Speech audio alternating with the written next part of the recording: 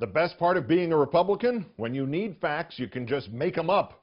I'm Keith Olbermann in New York with today's first guess. It happened nearly 2 weeks ago, yet it got buried in the nonstop radical right BS machine. The greatest friend that the Democrats have, the congressperson dumber than Paul Brown, the Kings, and Michelle Bachmann put together, did it again. Jean Schmit of Ohio. The Schmit has hit the fan once more. You remember Jean. She basically tipped the scales against the Iraq War for good in November 2005 by calling the late congressman and Vietnam War hero Jack Murtha a coward for criticizing what we were doing in Iraq. The good burghers of the suburbs east of Cincinnati keep sending her back to Congress, where she has now been humiliating them for nearly 6 years.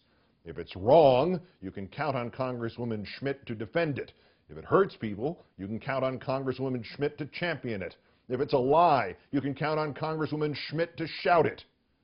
Federal law already prohibits taxpayer money from funding abortions. But to hear the Jean Schmits of this world tell it, Democrats are practically kidnapping pregnant women off the streets, driving them to Planned Parenthood, and aborting fetuses with 1040 forms and food stamps. Actually, if she had said something like that, Ms. Schmit would not have looked like such a jackass. What she instead claimed, quote, was, "For every 33 pregnant women that walk into a Planned Parenthood clinic, 32 receive an abortion." The hell they do. Planned Parenthood keeps meticulous records, and they have to. They are breaking several laws if they don't. In 2009, the organization saw 3 million patients for a total of 11.3 million procedures. 11 million. How many of the 11 million procedures were abortions? 332,278. 35% of Planned Parenthood services providing contraception, 35% more testing for sexually transmitted diseases and treating them. More than 1 million of their procedures were pregnancy tests. And since not even 1 in 10 Planned Parenthood facilities can provide prenatal services, nearly all of the women who seek those are referred to other clinics. So where did Jean Schmit get her preposterous statistic that 32 out of 33 pregnant women who go into Planned Parenthood get abortions? The nonpartisan PolitiFact Ohio group asked the Congresswoman's office that exact question. The answer? She got the numbers from one group called Americans United for Life, and another called Concerned Women for America, and another called Family Research Council Action, etc., etc., etc. And these anti-choice groups got those numbers by cooking them, by looking only at the numbers of abortions compared to the number of women who got prenatal care at Planned Parenthood or who wound up being referred by Planned Parenthood to adoption agencies. They left out all the pregnant women who found out they were pregnant or were tested for sexually transmitted diseases or were sent elsewhere for prenatal care.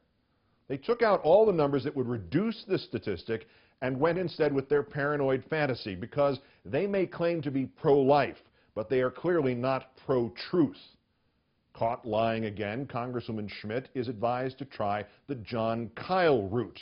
When he made up a statistic about how many of Planned Parenthood patients get abortions, he said it was 90%. The junior senator from Arizona later amended it to claim that his lie was, quote, "not intended to be a factual statement." That remarkable admission of mendacity and guilt was not enough for Mr. Kyle. He has since utilized the senator's right to, quote, edit the transcript of their floor remarks before publication in the Daily Record or the Permanent Record. His statement on the Senate record that 90% of what Planned Parenthood did was abortions, that now reads, if you want an abortion, you go to Planned Parenthood, and that is what Planned Parenthood does. He laundered it. He sanitized it. He turned an outright lie designed to inflame public opinion into a benign, albeit stupid, tautology. If only we could do the same to his entire tenure in the Senate and Ms. Schmitz in the House. But sadly, we are Democrats and liberals and moderates, and lying, and then lying about having lied, we just don't do that as well as the Republicans do. I guess it's called conscience. Keith Olbermann in New York. See you June 20th.